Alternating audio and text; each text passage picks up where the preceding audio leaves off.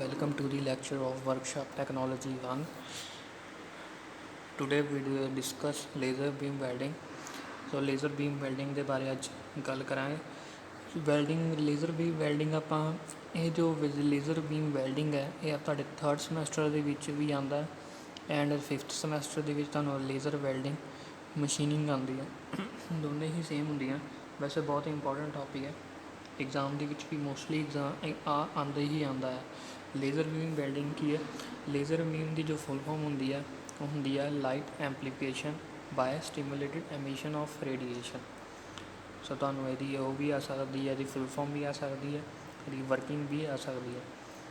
Laser beam welding ਦਾ ਜੋ main principal ਹੁੰਦਾ ਹੈ ਇਹ ਹੁੰਦਾ ਹੈ ਲੇਜ਼ਰ ਦੇ ਦੁਆਰਾ ਵੈਲਡ ਕਰਨਾ। ਸੋ ਲੇਜ਼ਰ ਹੀ ਮਟੀਰੀਅਲ ਨੂੰ ਵੈਲਡ ਕਰਦੀ ਹੈ।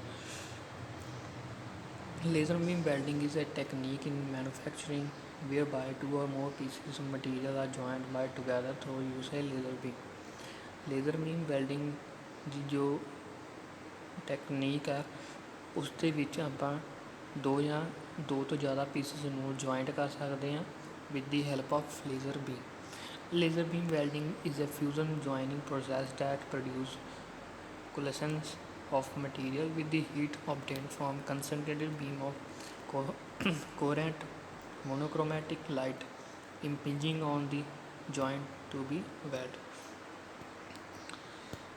ਲੇਜ਼ਰ ਬੀਮ ਵੈਲਡਿੰਗ ਇੱਕ ਫਿਊਜ਼ਨ ਪ੍ਰੋਸੈਸ ਹੈ ਜਿਸ ਦੇ ਵਿੱਚ ਮਟੀਰੀਅਲ ਦੇ ਉੱਪਰ ਆਪਾਂ ਲੇਜ਼ਰ ਪ੍ਰੋਵਾਈਡ ਕਰਕੇ ਇੱਕ ਹੀਟ ਜਨਰੇਟ ਕਰਦੇ ਹਾਂ। ਹੀਟ ਜਨਰੇਟ ਦੁਆਰਾ ਕੀ ਹੁੰਦੀ ਹੈ, ਇੱਕ ਵੈਲਡਿੰਗ ਬਣਦੀ ਹੈ।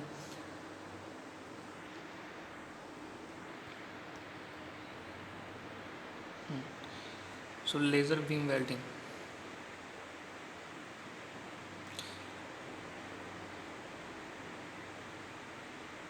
ਇਸ ਦੀ ਜੋ ਵਰਕਿੰਗ ਦੇ ਵਿੱਚ ਆਈਏ ਜਾਂ ਵਰਕਿੰਗ ਕੀ ਹੈ ਇਹਦੀ। In laser beam welding process, the laser beam is directly by a flat optical element such as a mirror and then focus on a small spot at an workpiece during their reflecting focusing element lens. It is non-contact process during required no pressure is applied. Net shielding is generally employed to prevent oxidation of the molten puddle and filler metal may be occasionally used. The laser beam welding is predominantly beam used for industrial material processing and welding tasks are the NdYAG laser and 1.06 micrometer wavelength CO2 laser. With the active element most commonly employed in these two varieties of laser beam by neodymium ion and CO2 molecule respectively. ਸੋ ਇਸਦੀ ਜੋ working ਹੈ ਮੈਂ ਤੁਹਾਨੂੰ totally ਸਮਝਾ ਦਿੰਦਾ। ਇੱਦਾਂ ਮੈਂ ਤੁਹਾਨੂੰ ਰੀਡ ਇਸ ਲਈ ਕੀਤਾ ਕਿਉਂਕਿ ਤੁਸੀਂ ਉਸ ਨੂੰ ਵੀ ਥੋੜ੍ਹਾ ਧਿਆਨ ਨਾਲ ਸਮਝ ਲਓ। ਇਸ ਦੇ ਵਿੱਚ ਇਸਦੀ ਜੋ ਵਰਕਿੰਗ ਹੈ ਇਸਦੀ ਵਰਕਿੰਗ ਦੇ ਵਿੱਚ ਕੀ ਹੁੰਦਾ ਹੈ, ਸਭ ਤੋਂ ਪਹਿਲਾਂ ਤਾਂ ਆਪਣੇ ਕੋਲ ਪਾਵਰ ਸਪਲਾਈ ਹੋਣਾ ਜ਼ਰੂਰੀ ਹੈ। ਮੇਨ ਕੰਪੋਨੈਂਟਸ ਕਿਹੜੇ ਇਹਦੇ? ਪਾਵਰ ਸਪਲਾਈ, ਕਪੈਸਿਟਰ, ਠੀਕ ਹੈ, ਫਲੈਸ਼ ਲੈਂਪਸ ਹੁੰਦੇ ਆ ਦੋਨੋਂ ਸਾਈਡ ਦੇ। ਇੱਕ ਆਪਣੇ ਕੋਲ ਇੱਕ ਰੂਬੀ ਕ੍ਰਿਸਟਲ ਹੁੰਦਾ ਹੈ, ਠੀਕ ਹੈ, ਸਿਲੰਡਰੀਕਲ ਟਾਈਪ ਰੂਬੀ ਕ੍ਰਿਸਟਲ ਹੁੰਦਾ ਹੈ।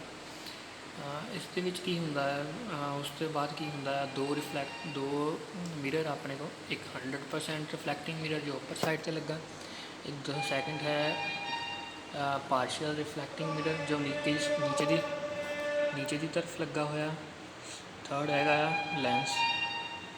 ਸੋ ਲਾਸਟ ਹੈਗਾ ਲੈਂਸ ਜੋ ਜਿੰਨੀ ਵੀ ਜੋ ਵੀ ਲਾਈਟ ਪ੍ਰੋਡਿਊਸ ਹੋਈ ਹੈ ਉਸ ਨੂੰ ਇੱਕ ਜਗ੍ਹਾ 'ਤੇ ਕੰਸਨਟਰੇਟ ਕਰਦਾ ਆ, ਕਨਕੇਵ ਲੈਂਸ।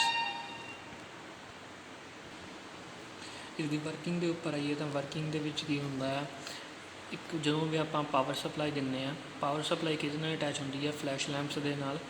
ਜਦੋਂ ਆਪਾਂ ਫਲੈਸ਼ ਲੈਂਪ ਨੂੰ ਪਾਵਰ ਸਪਲਾਈ ਕਰਦੇ ਹਾਂ ਤਾਂ ਜੋ ਪਾਵਰ ਸਪਲਾਈ ਤੋਂ ਬਾਅਦ ਕੀ ਹੁੰਦਾ ਹੈ, ਇਸ ਫਲੈਸ਼ ਲੈਂਪ ਇੱਕ ਐਨਰਜੀ ਕ੍ਰੀਏਟ ਕਰਦਾ ਆ, ਇੱਕ ਲਾਈਟ ਐਨਰਜੀ ਕ੍ਰੀਏਟ ਕਰਦਾ, ਇਲੈਕਟ੍ਰੋਨਸ ਪ੍ਰੋਡਿਊਸ ਕਰਦਾ ਹੈ।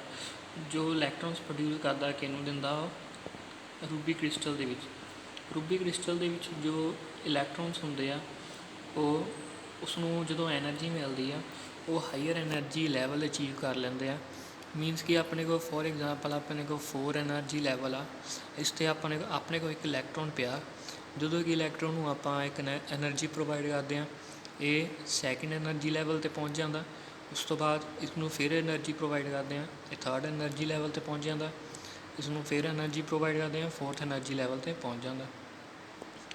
ਲਾਸਟ ਜਦੋਂ ਇਹ ਇਹਨਾਂ ਇਲੈਕਟ੍ਰੋਨ ਆ ਸਟੇਬਲ ਹੋਣ ਦੀ ਕੋਸ਼ਿਸ਼ ਕਰਦਾ ਹੈ, ਇਹ ਵਾਪਸ ਆਪਣੀ ਜਗ੍ਹਾ 'ਤੇ ਆ ਜਾਂਦਾ ਆ। ਜਿੱਦਾਂ ਹੀ ਆਪਣੀ ਜੋ ਵਾਪਸ ਆਪਣੀ ਜਗ੍ਹਾ 'ਤੇ ਆਉਂਦਾ, ਇਸ 'ਤੇ ਇੱਕ ਐਨਰਜੀ, ਇੱਕ ਲਾਈਟ ਐਨਰਜੀ ਪ੍ਰੋਡਿਊਸ ਕਰਦਾ, ਉਸ ਨੂੰ ਕਹਿੰਦੇ ਆ ਫੋਟੋਨ। ਸੋ ਇੱਕ ਫੋਟੋਨ ਦੇ ਰੂਪ ਵਿੱਚ ਕੀ ਆ, ਇੱਕ ਐਨਰਜੀ ਪ੍ਰੋਡਿਊਸ ਹੁੰਦੀ ਆ ਜਿਸ ਨੂੰ ਕਹਿੰਦੇ ਆ ਲਾਈਟ ਐਨਰਜੀ। ਉਹ ਲਾਈਟ ਐਨਰਜੀ ਨੂੰ ਆਪਾਂ ਲੇਜ਼ਰ ਕਹਿੰਦੇ ਆ। ਸੋ ਉਹ ਲੇਜ਼ਰ ਕੀ ਹੁੰਦੀ ਆ, ਸੋ ਜਿੰਨਾ ਉਹ ਜਿਹੜੇ ਇਲੈਕਟ੍ਰੋਨਸ ਹੁੰਦੇ ਆ ਜਿਹਦੇ ਦੁਆਰਾ ਐਨਰਜੀ ਨਿਕਲਦੀ ਆ, ਉਹ ਆਪੋਜ਼ਿਟ ਡਾਇਰੈਕਸ਼ਨਸ ਦੇ ਵਿੱਚ ਮੂਵ ਕਰਦੇ ਉੱਪਰ ਦੀ ਤਰਫ ਕੀ ਹੁੰਦਾ ਹੈ, 100% ਰਿਫਲੈਕਟਿੰਗ ਮਿਰਰ ਲੱਗਾ ਹੁੰਦਾ। ਉਹ ਰਿਫਲੈਕਟਿੰਗ ਮਿਰਰ ਇਸ ਜਿੰਨੇ ਵੀ ਆਪੋਜ਼ਿਟ ਡਾਇਰੈਕਸ਼ਨ ਦੇ ਵਿੱਚ ਮੂਵ ਕਰਦੇ ਇਲੈਕਟ੍ਰੋਨਸ ਨੂੰ ਵਾਪਸ ਨੀਚੇ ਦੀ ਤਰਫ ਭੇਜਦਾ ਆ। ਨੀਚੇ ਦੀ ਤਰਫ ਪਾਰਸ਼ੀਅਲ ਰਿਫਲੈਕਟਿੰਗ ਮਿਰਰ ਆ। ਇਸ 'ਤੇ ਵੀ ਕਿਉਂਕਿ 100% ਰਿਫਲੈਕਟਿੰਗ ਮਿਰਰ ਦੇ ਵਿੱਚੋਂ ਇਲੈਕਟ੍ਰੋਨਸ ਪਾਸ ਨਹੀਂ ਹੁੰਦੇ, ਸੋ ਜਿੰਨੇ ਵੀ ਇਲੈਕਟ੍ਰੋਨ ਸਾਰੇ ਇੱਕ ਜਗ੍ਹਾ 'ਤੇ ਇਕੱਠੇ ਹੋ ਕੇ ਪਾਰਸ਼ੀਅਲੀ ਰਿਫਲੈਕਟਿੰਗ ਮਿਰਰ 'ਚੋਂ ਨਿਕਲਦੇ ਆ। ਸੋ ਜਿੰਨੀ ਵੀ ਜੋ ਵੀ ਐਨਰਜੀ ਹੁੰਦੀ, ਜਦੋਂ ਪਾਰਸ਼ੀਅਲ ਰਿਫਲੈਕਟਿੰਗ ਮਿਰਰ 'ਚੋਂ ਫੋਟੋਨ ਜਿਹੜੇ ਆ ਇੱਕ ਪੈਰਲਲ ਫਾਰਮ ਦੇ ਵਿੱਚ ਨਿਕਲਦੇ ਆ ਬਾਹਰ ਦੀ ਤਰਫ। ਸੋ ਉਸ ਨੂੰ ਇੱਕ ਸਹੀ ਦਿਸ਼ਾ ਦੇਣ ਲਈ, ਇੱਕ ਕੰਸਨਟ੍ਰੇਸ਼ਨ ਕਰਨ ਲਈ ਇੱਕ ਜਗ੍ਹਾ 'ਤੇ ਇੱਕ ਕਨਕੇਵ ਲੈਂਸ ਦਾ ਯੂਜ਼ ਕੀਤਾ ਜਾਂਦਾ। ਉਹ ਕਨਕੇਵ ਲੈਂਸ ਦੋ ਮੈਟਲ ਵਰਕ ਪੀਸ ਦੇ ਉੱਪਰ ਕੰਸਨਟਰੇਟ ਕਰਦਾ, ਜਿਸ ਨੂੰ ਆਪਾਂ ਜੁਆਇੰਟ ਕਰਦੇ ਹਾਂ। ਸੋ ਜਿੱਦਾਂ ਹੀ ਜਿਹੜੀ ਲਾਈਟ ਆ ਇਹ ਇੱਕ ਜਗ੍ਹਾ 'ਤੇ ਲੇਜ਼ਰ ਕੰਸਨਟਰੇਟ ਹੁੰਦੀ ਆ, ਹਾਈ ਟੈਂਪਰੇਚਰ ਪ੍ਰੋਡਿਊਸ ਹੋਣ ਦੇ ਨਾਲ ਦੋਨੋਂ ਮੈਟਲ ਫਿਊਜ਼ ਹੋ ਕੇ ਜੁੜੇ ਹੁੰਦੇ ਆ। ਇਹਦੇ ਵਿੱਚ ਆਪਾਂ ਨੂੰ ਐਕਸਟਰਾ ਇੱਕ ਫਿਲਰ ਮਟੀਰੀਅਲ ਯੂਜ਼ ਕੀਤਾ ਜਾਂਦਾ ਆ ਇਸ ਪੂਲ ਨੂੰ ਭਰਨ ਲਈ। ਇਸ ਮੋਲਟਨ ਜੋ ਜੁਆਇੰਟ ਆਪਾਂ ਲਗਾਉਣ ਜਾ ਰਹੇ ਹਾਂ, ਇਸ ਨੂੰ ਭਰਨ ਦੇ ਲਈ ਇੱਕ ਫਿਲਰ ਮਟੀਰੀਅਲ ਦਾ ਵੀ ਯੂਜ਼ ਕਰਦੇ ਹਾਂ ਲੇਜ਼ਰ ਬੀਮ ਵੈਲਡਿੰਗ ਦੇ ਵਿੱਚ।